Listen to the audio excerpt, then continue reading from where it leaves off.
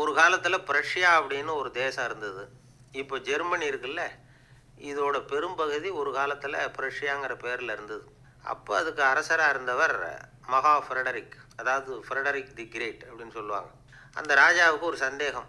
நாம் பல வகையான வரிகளை விதித்து வசூல் பண்ணுறோம், அப்படி பண்ணி வருமானம் குறைஞ்சிக்கிட்டே போகுதே, இதுக்கு என்ன காரணமாக இருக்கும்? இதுதான் அவருக்கு ஏற்பட்ட சந்தேகம். ஒரு சமயம் அந்த அரசர் தம்முடைய அமைச்சர்களையும் பிரபுக்களையும் தளபதிகளையும் கூப்பிட்டு ஒரு விருந்து வச்சார். விருந்து முடிஞ்சதும் அவங்கள பார்த்து இந்த சந்தேகத்தை கேட்டார். வரிகள் அதிகமாக விதித்து வருமானம் குறையறதுக்கு என்ன காரணம் அப்படின்னு கேட்டார். பல பேருக்கு இதுக்கு சரியாக பதில் சொல்ல தெரியல. அனுபவசாலியான ஒரு தளபதி எழுந்திருச்சார். அரசே, அது எப்படிங்கிறத இப்போ உங்களுக்கு காட்டுறேன்னார். உடனே ஒரு பெரிய பனிக்கட்டி ஒன்றை தன்னுடைய கையில் எடுத்தார். அதை அப்படியும் எப்படியும் திருப்பி பார்த்தார். அப்புறம் அடுத்தவர்கிட்ட கொடுத்தார். அவர் அதை அப்படியும் இப்படியும் திருப்பி பார்த்துட்டு அடுத்தபடியாக இருந்தவர்கிட்ட கொடுத்தார். இப்படியே இதை ஒவ்வொருத்தராக பார்த்துட்டு ஒவ்வொரு கையாக மாறி கடைசியில் மன்னர் கைக்கு போய் சேர்ந்தது. மன்னர் கைக்கு அந்த பனிக்கட்டி போய் சேர்ந்தப்போ அது கொஞ்சம் கொஞ்சமாக உருகி ஒரு பட்டாணி கடலை சைஸுக்கு ஆகிடுது. மன்னர் யோசனை பண்ணார், வரி அதிகமாக போட்டாலும் வந்து சேர்றது குறைவாக இருக்கிறதுக்கு என்ன காரணம் அப்படிங்கிறது அவருக்கு புரிஞ்சு போச்சு. காலம்தான் மாறிக்கிட்டு இருக்கே தவிர இந்த கையூட்டு வாங்குற பழக்கம் மாறினதாக தெரியல. இன்னொரு ராஜா இருந்தார். அவர் தன்னுடைய ராஜாங்கத்தில் லஞ்ச ஊழலே சுத்தமாக இருக்கக்கூடாது அப்படின்னு நினச்சார். அவர்கிட்ட பல்வேறு துறைகளுக்கும் பொறுப்பாக இருந்த பல பேரும் ரொம்ப சுத்தமாகவும் நேர்மையாகவும் இருந்தாங்க. ஒரே ஒருத்தர் மட்டும் எல்லார்கிட்டையும் லஞ்சம் வாங்கிட்டே இருந்தார். அவரை வேறு வேறு துறைகளுக்கு மாற்றி பார்த்தாரு. அந்த ராஜா என்னென்னமோ பண்ணி பார்க்குறாரு. எந்த வேலையை கொடுத்தாலும் அதுலேயும் லஞ்சம் வாங்கிறதுக்கு ஒரு வழியை உண்டு பண்ணிக்குவார் அந்த ஆள். ராஜாவுக்கு இது ஒரு பெரிய தலைவலியாக போயிட்டுது. இவர் என்ன பண்ணுறது, இவருக்கு என்ன வேலையை கொடுக்கறது, கொஞ்சம் கூட லஞ்சம் வாங்கிறதுக்கு சான்ஸே இல்லாத ஒரு வேலையை கொடுக்கணும் அப்படின்னு திட்டம் போட்டார். ஒரு நாள் அவருக்கு அந்த உத்தரவும் போட்டுட்டார். அதாவது அவருக்கு என்ன வேலைன்னா, கடற்கரையில் தான் அவருக்கு ஆஃபீஸ். அங்கேயே இருந்துக்க வேண்டியது. தினமும் எத்தனை கடல் அலை கரையில் வந்து மோதுது அப்படிங்கிறத கணக்கெடுத்து ராஜாவுக்கு தெரிவிக்க வேண்டியது. இதுதான் அவருக்கு வேலை. பேசாமல் அலையை எண்ணிட்டு உட்காந்துருக்கட்டும், அப்போவாவது அவர் லஞ்சம் வாங்குகிற சந்தர்ப்பம் இல்லாமல் போயிடும் அவருக்கு அப்படின்னு நினச்சார் ராஜா. இந்த ஆள் கடற்கரைக்கு போய் டியூட்டியில் ஜாயின் பண்ணிக்கிட்டார். ஒரே மாதத்தில் அங்கே சொந்தமாக ஒரு பிரம்மாண்டமான மாளிகை கட்டிவிட்டார். ராஜாவுக்கு இது பெரிய ஆச்சரியமாக போச்சு. அலையை என்ற வேலையில் அந்த ஆள் எப்படி பணம் சம்பாதிச்சார் அப்படின்னு விசாரித்து பார்த்தார் அக்கம் பக்கத்தில். அந்த ஆள் என்ன பண்ணியிருக்கிறாருன்னா, கடற்கரையில் போய் பொறுப்பை ஏற்றுக்கிட்ட உடனே அங்கே இருந்த மீனவர்கள்கிட்ட எல்லாம் இந்த கரையில் வந்து ஒரு நாளில் வந்து மோதுகிற அலைகள் எத்தனை அப்படின்னு கேட்டிருக்காரு. அது எப்படிங்க தெரியும்னு இருக்காங்க அவங்க.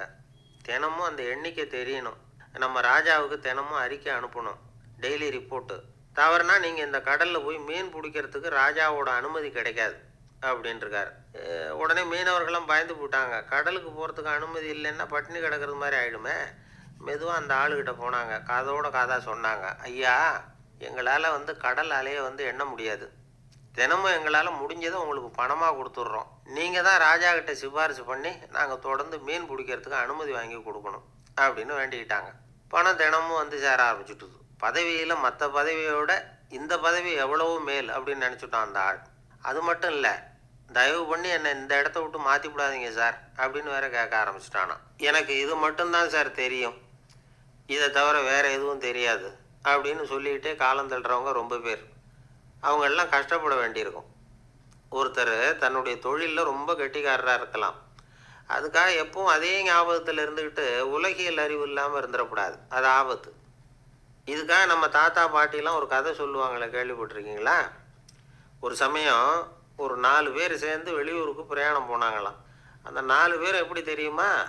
ஒருத்தர் வந்து வேதாந்தி, இன்னொருத்தர் சங்கீத வித்வான், 3வது ஆள் வைத்தியர், 4வது ஆள் ஜோசியர். இவங்க 4 பேரும் நண்பர்கள். அதனால் சேர்ந்து புறப்பட்டாங்க. வழியில் ஒரு ஊரில் தங்கினாங்க. இருட்டி போச்சு. அதனால் இன்றைக்கி ராத்திரி இங்கேயே தங்கி இருந்துட்டு நாளைக்கு புறப்படலாம் அப்படின்னு தீர்மானம் பண்ணாங்க. சாப்பாட்டுக்கு என்ன பண்ணுறது?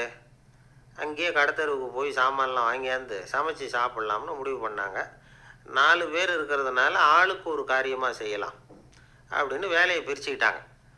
வைத்தியர் வந்து கரிகாய் வாங்க போனார், வேதாந்தி வந்து எண்ணெய் வாங்க போனார், ஜோசியர் வந்து பலசரக்கு வாங்க போனார், சங்கீத வித்வானுக்கு சமைக்கிற வேலை.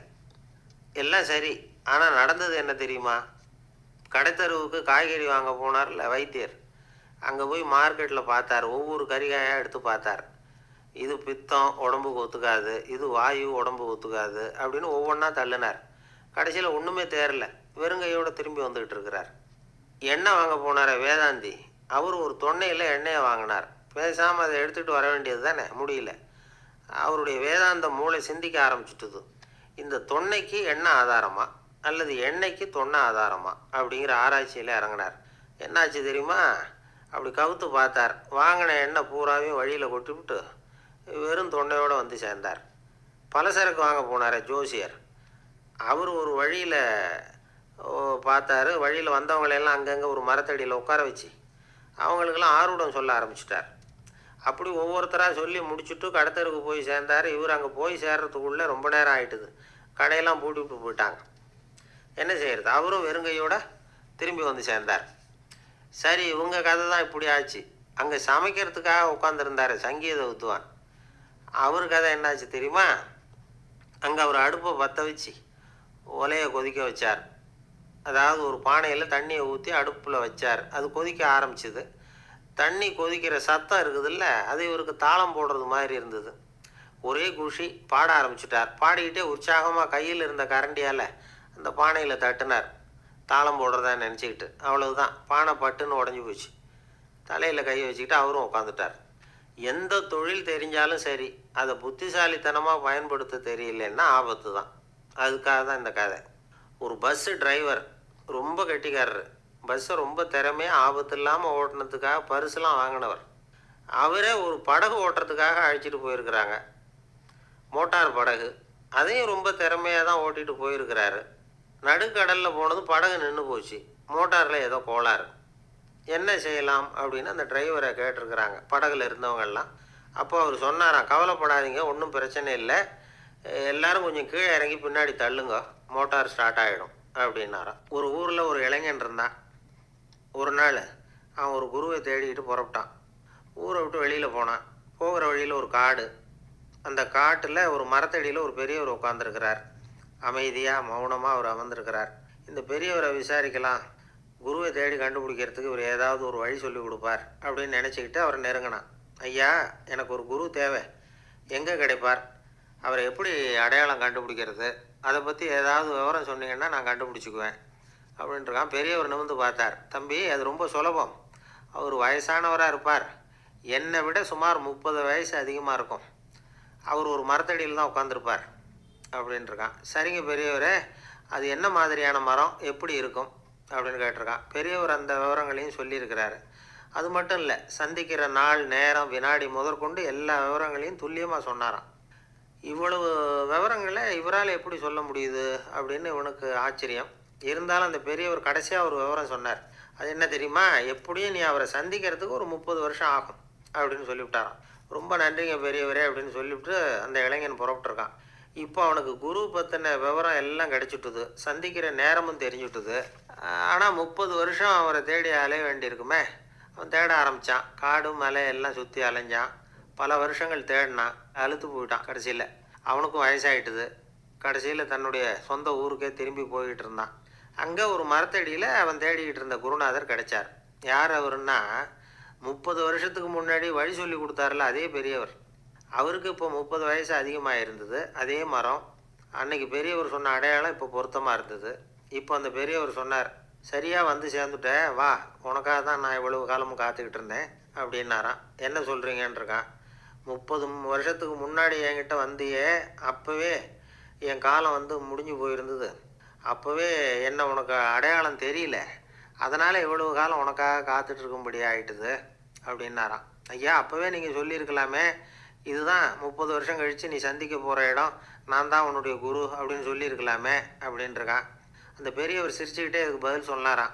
நான் எவ்வளவோ விவரமாக தான் சொன்னேன், நீ சரியாக புரிஞ்சிக்கல. காரணம், அப்போ நீ போதுமான அளவுக்கு பக்குவம் பெற்றிருக்கவில்லை. அதனால் புரியும் சக்தி இல்லாமல் போயிட்டுதப்போ 30 ஆண்டு காலம் நீ அலைஞ்சி தெரிஞ்சிருக்கிற. அது காரணமாக இப்போ உனக்கு அந்த பக்குவம் வந்துட்டுது. அதனால தான் அடையாளம் காண முடிஞ்சுது. நானே உன்னுடைய குரு அப்படின்னாராம். இதுலேருந்து என்ன தெரியுதுன்னா, ஆன்மீகத்தில் மாணவனாக சேர்றதுக்கு கூட ஒரு பக்குவத்தன்மை தேவைப்படுது. ஒரு பெரிய ஞானி, அவர்கிட்ட ஒரு சீடனாக இருக்க ஒருத்தன் வந்தான், எதிரில் நின்னான். ஞானி அவனை வெகு நேரம் உற்று பார்த்தார். அப்புறம் சொன்னார், சீடனாக இருக்கிறது ரொம்ப சிரமம்னார். நான் தயாராக இருக்கிறேன்னா. அது இன்னமும் சிரமமாச்சே, இங்கே குருவாக இருக்கிறது மட்டுமே சுலபம் அப்படின்னாராம். அப்படின்னா நான் குருவாகவே ஆயிடுறேன் அப்படின்னானா. இது போலவே இந்த காலத்தில் கதை ஒன்று உண்டு. ஒரு பள்ளிக்கூடத்தில் வகுப்பு ஆசிரியர் மாணவனை திட்டிக்கிட்டு இருந்தார். டேய், நீ 100க்கு 10 மார்க்கு தான் வாங்கிக்கிட்டு இருக்க. இவ்வளவு மோசமாக நீ படித்தா கடைசியில் மாடு மேய்க்கிறது கூட லாய்க்கு இல்லாதவனா ஆகிடுவேன். அதுக்கப்புறம் என்ன செய்ய போகிற அப்படின்னாராம். பையன் தலையை சொரிஞ்சிக்கிட்டே சொன்னானா, சார் அப்படின்னா ஒன்று செய்கிறேன் அப்படின்னானா. இவர் கேட்டிருக்கார், என்ன செய்ய போகிறேன்னு. வேற என்ன சார், உங்களை மாதிரி ஒரு ஆசிரியர் ஆகிடுறேன் அப்படின்னானா. இமயமலை அடிவாரத்தில் ஒரு மடம். அங்கே ஒரு சன்னியாசி இருந்தார். அவர்கிட்ட ஒருத்தர் வந்தார். சுவாமி, ஆசையை உதற நினைக்கிறேன், முடியல, ஒட்டிக்கிட்டே வருது அப்படின்னாராம். இப்படி உட்கார, ஒரு கதை சொல்கிறேன் அப்படின்னு சொல்லி அவர் சொல்ல ஆரம்பித்தாராம். அவர் சொன்ன கதை என்னென்னா, ஒரு ஊரில் ஒரு ஆள் இருந்தான். அவன் பேர் குப்புசாமி. அவன்கிட்ட எப்பவும் ஒரு பழைய தொப்பி இருக்கும், விடவே மாட்டான். அதனால் அவனை எல்லோரும் தொப்பி சாமி அப்படின்னு தான் கூப்பிடுறது வழக்கம். ஒரு புது தொப்பி வாங்கிக்கப்படாதாப்பா அப்படின்னு நண்பர்கள்லாம் சொல்லி பார்த்தாங்க. பணத்துக்கு எங்கே போவேன் அப்படின்னு விட்டானா. பணம் வச்சுருக்கான், செலவு பண்ண மனசு வரல, மகா கஞ்சன். பழைய பாட்டில்கள்லாம் வாங்கி விற்றுக்கிட்டு இருந்தான். அப்படி ஒரு தடவை பழைய கண்ணாடி சாமான்களை ஏலத்தில் எடுத்தப்போ அதில் ஒரு அருமையான சென்ட்டு பாட்டில் கிடச்சிது. உடனே ஒரு ஐடியா பண்ணான். அந்த சென்ட்டை சின்ன சின்ன பாட்டில்களில் அடைச்சி ஜன்னல் ஓரமாக அடுக்கி வச்சுட்டான். அதை விற்றா நிறைய பணம் கிடைக்குமே, அதனால். இதுக்கு இடையில் ஒரு நாள் அவன் அப்படியே உட்காந்துருந்தான். அந்த நேரம் நண்பன் வந்தான். ஏண்டா, உன் பழைய தொப்பியை மாற்றப்படாதா, ஊரில் எல்லோரும் கேலி பேசுகிறாங்களே ஒன்று தொப்பி சாமின்னு அப்படின்னு சொல்லி கேட்டிருக்கான். இந்த சென்ட்டு பாட்டில் விற்றதும் பணம் வரும், அதுக்கப்புறம் பார்க்கலாம் அப்படின்னு நானா. இவன் சரி வா, நீச்சல் குளத்துக்கு போயிட்டு வருவோம் அப்படின்னு கூப்பிட்ருக்கான் நண்பன். 2 பேரும் போனாங்க. அதே நேரம் அந்த ஊர் நீதிபதியும் அங்கே குளிக்க வந்தாராம். அவர்கிட்ட இருந்தது விலை வசந்த ஒரு புது தொப்பி. அதை அங்கே இருந்த ஸ்டாண்டில் மாட்டிவிட்டு குளிக்க போனார். இதுக்கிடையில் குப்புசாமி குளிச்சுட்டு வந்தான். அவனுடைய பழைய தொப்பியை காணலை. அந்த புது தொப்பியை பார்த்தா இது நண்பனுடைய வேலை தான் அப்படிங்கிறதாக புரிஞ்சுக்கிட்டு அதை எடுத்து மாட்டிகிட்டு வந்துட்டான். நீதிபதி குளிச்சுட்டு வந்து பார்க்குறாரு, தொப்பியை காணும். போலீஸில் புகார் கொடுத்தார். அவங்க தேடினாங்க. ஒரு மூலையில் பழைய தொப்பி கிடச்சிது. அடடா, இது நம்ம குப்புசாமியோட தொப்பி இல்லையா அப்படின்னு நானா ஒருத்தன். உடனே அவன் வீட்டுக்கு தேடிட்டு போயிருக்காங்க. அங்கே போய் பார்த்தா புது தொப்பி அங்கே இருக்குது. உடனே அவனுக்கு 1000 ரூபா அபராதம் போட்டாங்களாம். அவன் பணத்தை கட்டிவிட்டு ரொம்ப எரிச்சலோடு வீட்டுக்கு வந்தான். பழைய தொப்பி கண்ணில் பட்டுது. மறுபடியும், உன்னால் தானே எனக்கு 1000 ரூபா நஷ்டம் அப்படின்னு சொல்லி அதை எடுத்துக்கிட்டு அப்படி போயிருக்கான். அந்த ஊர் குளத்தில் வீசி எரிஞ்சிட்டு வந்துட்டான். அது மீன் பிடிக்கிற ஒருத்தன் கையில் சிக்கிச்சு. அவன் வர்ற வழியில் அதை எடுத்து வேகமாக வீசி எறிஞ்சான். அது நேராக குப்புசாமி வீட்டு ஜன்னல் வழியாக உள்ளே இந்த சென்ட்டு பாட்டில்கள் மேலே உழுந்து எல்லாம் உடஞ்சி நொறுங்கி போச்சு. குப்புசாமி பார்த்தான். தோட்டத்தில் ஆழமாக ஒரு குழியை வெட்டினான். அந்த தொப்பியை போட்டான், மூடி விட்டான். இதை அடுத்த வீட்டுக்காரன் பார்த்தான். ஏதோ புதையல் தான் வச்சுருக்கான் போல இருக்குன்னு நினச்சான். போலீஸில் போய் புகார் கொடுத்துட்டான். மறுபடியும் போலீஸ் குழியை தோண்டினாங்க. பழைய தொப்பி மறுபடியும் வெளியில் வந்தது. எல்லோரும் சிரிக்கிறாங்க. அன்னைக்கு ராத்திரியே அந்த தொப்பியை எடுத்துக்கிட்டு நேராக புறப்பட்டான். ஒரு கல்லில் அதை சேர்த்து கட்டி குடிநீர் தொட்டி இருக்கும்ல, அதில் போட்டுட்டு வந்துட்டான். இனிமேல் என்ன பண்ணும் பார்ப்போன்னு. ஒரு நாள் திடீர்னு குழாயெல்லாம் அடைப்பட்டு போச்சு. மாநகராட்சி அலுவலர்கள் என்னன்னு பார்த்தா அந்த பழைய தொப்பி குழாயை அடைச்சிக்கிட்டு இருக்குது. இது குப்புசாமியோட தொப்பிங்கிறது தான் எல்லாருக்கும் தெரியுமே.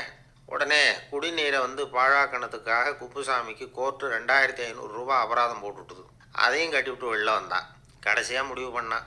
ஒரு நெருப்பு குச்சியை கிழிச்சான். தொப்பியை கொளுத்தினான். எரிஞ்சுது. எடுத்து வெளில எரிஞ்சான். கொஞ்ச நேரத்தில் தீ அணைப்பு படம் வந்துட்டுது. ஆமாம், இவன் எடுத்து எரிஞ்சது வெளியில் விழுந்து வீட்டு கூரையே பற்றிக்கிட்டு எரிய ஆரம்பிச்சுட்டுது. அவனோட பணத்தாசையும் அதோடு சேர்ந்து எரிஞ்சு போச்சான். இப்படி ஒரு கதை. இந்த கதையை சொல்லி முடித்தார் அந்த இமயமலை அடிவாரத்தில் இருந்த சன்னியாசி. இப்போ அந்த குப்புசாமி எங்கே இருக்கிறான்னு கேட்டார் எதிரில் இருந்தவர். இதோ உன் எதிரிலே இருக்கிறான், நான் தான் அந்த குப்புசாமி அப்படின்னாரான் அந்த சன்னியாசி. அந்த குப்புசாமிகிட்ட இருந்தது மாதிரி ஒரு பழைய தொப்பி நம்ம ஒவ்வொருத்தர்கிட்டையும் உண்டு. அதை எப்படி தொலைக்கிறதுன்னு தெரியாமல் தடுமாறிக்கிட்டு இருக்கிறோம். அது என்ன தொப்பிங்கிறீங்களா? அதுதான் நம்மை சூழ்ந்திருக்கிற மாயை அப்படிங்கிறார் சுவாமி சின்மயானந்தர். மெய்ஞானம் கிடைக்கிறப்போ மாயை எரிஞ்சு போகும் அப்படிங்கிறது அவருடைய கருத்து. நம்மால் ஒருத்தர் வேகமாக ஓடி வந்தார். காலில் மாட்டியிருந்த பழைய செருப்பு 2ஐயும் ஆவேசமாக தூக்கி ஒரு கிணத்துல போட்டுட்டு வெறுங்காலோடு நடந்து வந்துக்கிட்டு இருக்கிறார். ஏன் அப்படி பண்ணீங்க அப்படின்னு கேட்டோம். அந்த செருப்புக்கு சொந்தக்காரன் வந்து பின்னாடி வந்துக்கிட்டு இருக்கிறான், அதனால் அப்படி பண்ணேன் அப்படிங்கிறார் இவர். காசியில் இருக்கிற கடவுள் காசி விஸ்வநாதர், அங்கே இருக்கிற தேவி காசி விசாலாட்சி. இவங்க 2 பேரும் ஒரு நாள் பேசிக்கிட்டு இருந்தப்போ கடவுள் சொன்னார், இந்த மனிதர்களை நாம் ரொம்பவும் நம்பிக்கையோடு தான் படைச்சிருக்கிறோம், இருந்தாலும் அவங்களுக்கு தான் நம்பிக்கை இல்லை, எதுலேயும் ஒரு உண்மையான நம்பிக்கை இல்லாமல் வாழ்ந்துக்கிட்டு இருக்கிறாங்க அப்படின்னார். என்ன அப்படி சொல்கிறீங்க? அதோ பாருங்கள், எவ்வளவு பேர் காசியை தேடிட்டு வந்து கங்கையில் குளிச்சுக்கிட்டு இருக்கிறாங்க, அவங்களெலாம் நம்பிக்கை இல்லைன்னா இவ்வளவு தூரம் தேடிட்டு வந்து இங்கே குளிப்பாங்களா அப்படின்னு நாங்கள் தேவி. சரி, அதை சோதித்து பார்க்கலாம் அப்படின்னு 2 பேரும் முடிவு பண்ணிக்கிட்டாங்க. உடனே ஒரு திட்டம் போட்டாங்க. அது எப்படின்னா, நாம் 2 பேருமே பக்தர்கள் மாதிரி உருவத்தை மாற்றிக்கிட்டு கங்கை கரைக்கு போக வேண்டியது. நான் வந்து கங்கையில் இறங்கி குளிக்கிறேன், கொஞ்ச நேரத்தில் சுழலில் மாட்டிக்கிட்டது மாதிரி நடிக்கிறேன். நீ உடனே கரையிலிருந்து சத்தம் போடும், என்னோடய வீட்டுக்காரரை யாராவது காப்பாற்றுங்களேன்னு சத்தம் போடும். அதோடு இன்னொன்று சொல்லு, யாராவது ஒரு புண்ணிய ஆத்மா அவர்கிட்ட போய் அவருடைய முடியை பிடிச்சி இழுக்கணும். அப்படி ஒரு சாபம் இருக்குது எங்களுக்கு. புண்ணிய ஆத்மா, அதாவது எந்த பாவமும் செய்யாத இல்லாத ஒருத்தர் தான் அவரை காப்பாற்ற முடியும். அப்படிப்பட்டவங்க யாராவது வெள்ளத்தில் குதிச்சு என்னுடைய கணவரை காப்பாற்றுங்கோ அப்படின்னு நீ சத்தம் போடு, கூச்சல் போடு, என்ன நடக்குதுன்னு பார்க்கலாம் அப்படின்னார் கடவுள். சரின்னு சொல்லி 2 பேருமா சாதாரண பக்தர்கள் மாதிரி கங்கை கரைக்கு வந்து சேர்ந்தாங்க. அவர் இறங்கி குளித்தார். திட்டம் போட்டது மாதிரியே சுழலில் மாட்டிக்கிட்டது மாதிரி கத்துனார். கரையில் இருந்த அந்த அம்மா, ஐயோ என் கணவரை காப்பாற்றுங்களேன், யாராவது காப்பாற்றுங்களேன்னு கத்துனாங்க. பல பேர் ஓடி வந்தாங்க. உடனே இவங்க, பாவம் இல்லாத புண்ணிய ஆத்மா ஒருத்தரால் தான் என்னுடைய கணவர் காப்பாற்றப்படணுங்கிறது விதி, அப்படி ஒரு சாபம் இருக்குது, அதனால் புண்ணிய ஆத்மா யாராவது அவர்கிட்ட போய் அவர் முடியை பிடிச்சி தூக்குனா அவரை காப்பாற்றி கொள்ளலாம் அப்படின்னாங்க. இவங்க இப்படி சொன்னதும் எல்லோரும் திகைச்சு போய் நின்றுட்டாங்க. ஒவ்வொருத்தருக்கும் அவங்க செஞ்ச பாவம்லாம் ஒவ்வொன்றா ஞாபகத்துக்கு வர ஆரம்பிச்சுட்டுது. சரி, இதுக்கு நாம லாயக்கு இல்லை அப்படின்னு சொல்லி ஒதுங்கி போக ஆரம்பிச்சிட்டாங்க எல்லாம். இந்த சமயத்தில் யாரோ ஒருத்தர் வேகமாக ஓடி வந்தார், ஆற்றுல குதிச்சார். அவர்கிட்ட போனார், முடியை பிடிச்சார், தூக்குனார், அவரை காப்பாற்றி கரைக்கு கொண்டுட்டு வந்துட்டார். அப்படி காப்பாற்றின அந்த ஆளை இவங்க 2 பேரும் தனியாக கூப்பிட்டுக்கிட்டு ஒரு மண்டபத்துக்கு வந்துட்டாங்க. வந்து விசாரிக்கிறாங்க. நீ யாரப்பா அப்படின்னு கேட்குறாங்க. ஏதும் தெரியாத மாதிரி. நான் இந்த ஊர் அன்ன சத்திரத்தில் வேலை செய்கிற ஒரு சமையல்காரன் அப்படிங்கிறார். நீ வந்து கங்கையில் குளிக்கிறது உண்டான்னு கேட்டிருக்காங்க. நான் இந்த ஊர்லேயே தான் இருக்கிறேன், இருந்தாலும் தினமும் கங்கையில் குளிக்கிறது இல்லை, எப்போவாவது ஒரு நாள் அங்கே குளிப்பேன் அப்படின்னார். கங்கையில் மூழ்கி எழுந்திரிச்சா பாவம்லாம் தொலையும்னு சொல்கிறாங்க. அப்படி இருக்கிறப்போ அங்கே இன்றைக்கி கங்கையில் குளிச்சுக்கிட்டு இருக்கிறவங்கெல்லாம் தங்களை வந்து புண்ணிய ஆத்மாவா நினைக்கல. கங்கையில் குளிக்காத நீ உன்னை வந்து புண்ணிய ஆத்மாவா நினச்சி என்னை காப்பாற்ற வந்திருக்கிற, அது எப்படி அப்படின்னு கேட்டார். அதுக்கு அந்த ஆள் சொல்கிறான், கங்கையில் குதித்ததுக்கு அப்புறம் தானே உங்களை காப்பாற்ற போகிறோம், அப்படி குதிக்கும் பொழுது என்னுடைய பாவம்லாம் போயிருக்கும்ல, நான் புண்ணிய ஆத்மாவாக ஆயிருப்பேனே, அதனால தான் துணிஞ்சு வந்து உங்களை காப்பாற்றினேன் அப்படின்னா. கடவுளும் தேவியும் அவனுக்கு வந்து காட்சி கொடுத்தாங்களாம். இப்படி ஒரு கதை உண்டு. அதாவது கங்கையில் குளிச்சுக்கிட்டு இருக்கிறவங்களுக்கே தங்களுடைய பாவம் போகுங்கிற நம்பிக்கை பரிபூர்ணமாக இல்லை, குளிக்காத ஒருத்தனுக்கு அந்த நம்பிக்கை இருந்தது. அதனால் அவனால் கடவுளை பார்க்க முடிஞ்சது. கடவுளை வந்து நாமளும் பார்க்க முடியுமா முடியாதா அப்படிங்கிற குழப்பம்லாம் நமக்கு வேண்டியதில்லை. நம்பிக்கையோடு வாழணுங்கிற உண்மையை மட்டும் இந்த கதையிலேருந்து புரிஞ்சுக்கிட்டா போதும். ஏன்னா இந்த கதையை கேட்டுட்டு ஒரு நண்பன் குதர்க்கமாக ஒரு கேள்வி கேட்டான்.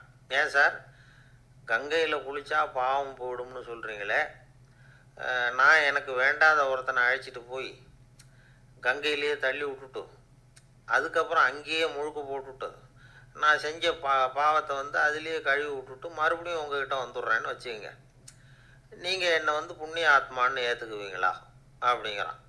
ஆள் கொஞ்சம் அசந்தான் நம்மளே அங்கே அழைச்சிட்டு போனாலும் போயிடுவான். வாழ்க்கையில் சில சந்தர்ப்பங்களில் நாம் வந்து சில அவமானங்களை சந்திச்சே தீர வேண்டியிருக்கு. என்ன பண்ணுறது, காலம் அப்படி.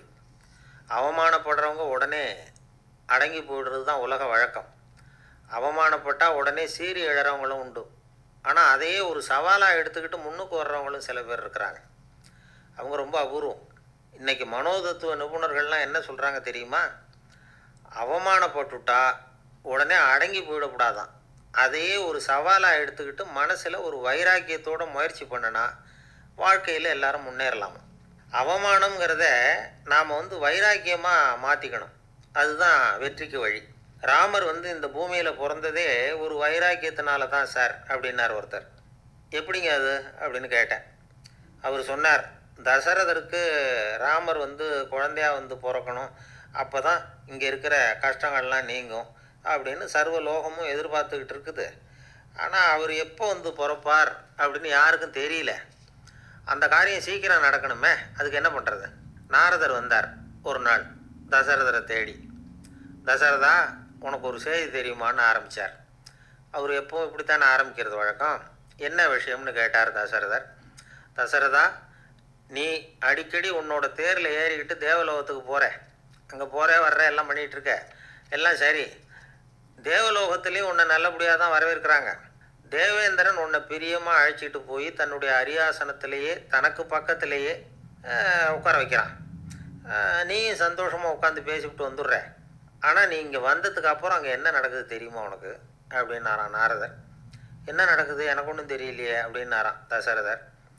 நாரதர்கிட்ட கிட்டத்தில் கேட்டிருக்கார், கொஞ்சம் சொல்லுங்கள் என்னது அப்படின்னு. அவர் ஒரு நெருங்கி வந்தாராம் நாரதரும். மெதுவாக அவர் காதோட காதாக சொன்னாராம். அதாவது நம்ம பாஷையில் சொல்லப்போனால் பற்ற வைக்கிறார். நீ அங்கே தேவேந்திரங்கிட்ட உட்காந்து பேசிவிட்டு வந்த பிறகு நீ அங்கே உட்காந்துருந்த அரியாசனத்தை தண்ணி ஊற்றி கழுவி சுத்தப்படுத்துகிறாங்க. நீ என்ன அந்த அளவுக்கு சுத்தம் இல்லாத ஆளா? தினம் குளிக்காமையாக இருக்கிற அப்படின்னாராம். தசரதருக்கு இது ரொம்ப அவமானமாக போயிட்டுது. அப்படியே செய்கிறாங்க அப்படின்னாராம். ஆமாம், நீ வேணும்னா நான் சொல்கிறது உண்மையா இல்லையா அப்படின்னு சோதனை பண்ணி பார்த்துக்கோ அப்படின்னாரான் நாரதர். உடனே தசரதர் இதுக்காகவே புறப்பட்டு தேவலோகம் போனார். அங்கே வழக்கம் போலவே இவரை கூப்பிட்டு உட்கார வச்சு பேசிக்கிட்டு இருந்தான் தேவேந்திரன். கொஞ்ச நேரம் பேசிக்கிட்டு இருந்துட்டு சரி நான் கிளம்புறேன்னு புறப்பட்டார். சரி, அவனும் வாசல் வரைக்கும் வழி அனுப்பி வச்சுட்டு உள்ளே போயிட்டான். தசரதர் வெளியில் கொஞ்ச நேரம் மறைஞ்சி இருந்துட்டு மெதுவாக உள்ளே எட்டி பார்த்தார் என்ன நடக்குதுன்னு. நாரதர் சொன்னது உண்மைதான். தசரதர் உட்கார்ந்துருந்த ஆசனத்தை அங்கே 2 தேவர்கள் கழுவி சுத்தப்படுத்திக்கிட்டு இருக்கிறாங்க. தசரதரால் இதை தாங்கிக்க முடியல. அவருக்கு ரொம்ப அவமானமாக போச்சு. நேராக கிடுகிடுன்னு தேவேந்திரங்கிட்டே போனார். நான் உட்காந்துருந்த இருக்கையே சுத்தம் பண்ணுறியே, நான் என்ன அந்த அளவுக்கு பாவியா அப்படின்னு கேட்டார். ரொம்ப கோபமாக கேட்டார். தசரதரே, மனுஷனுக்கு 3 கடன்கள் உண்டு. தேவ கடன், ரிஷி கடன், பித்ரு கடன். இதை தீர்க்காதவன் பாவியாகிறான். இதில் மகனை பெறுவதால் தான் பித்ரு கடன் தீரும். உனக்கு மகன் கிடையாது, அதனால் நீ பாவியாகிற. பாவி உட்கார்ந்துருந்த இடம்ங்கிறதுனால அதை சுத்தம் செய்ய வேண்டியது எங்கள் கடமை அப்படின்னு நானாம் தேவேந்திரன். இந்த இடத்துல தசரதருக்கு ஏற்பட்ட அவமானம் ஒரு வைராக்கியமாக மாறிச்சு. தேவேந்திரனே கேட்டுக்கோ, ஒரு மகனை பெற்ற பிறகு தான் இந்த சபையில் மறுபடியும் அடி எடுத்து வைப்பேன் அப்படின்னு சொல்லிவிட்டு போயிட்டாராம். போய் புத்திர காமேஷ்டி யாகம் பண்ணார். புத்திரர்கள் பிறந்தார்கள். இந்த கதையில் உள்ள கருத்து என்னன்னா, தேவேந்திரன் தசரதரை அப்படி அவமானப்படுத்தலைன்னா அவருக்கு இப்படி ஒரு வைராக்கியம் பிறந்திருக்குமா? யோசிச்சு பார்க்கணும். நமக்கு ஏற்படுகிற சில அவமானங்களையும் வைராக்கியமாக மாற்றிக்குவோம். அப்படி மாற்றிக்கிட்டோம்னா வாழ்க்கையில் முன்னேறலாம்.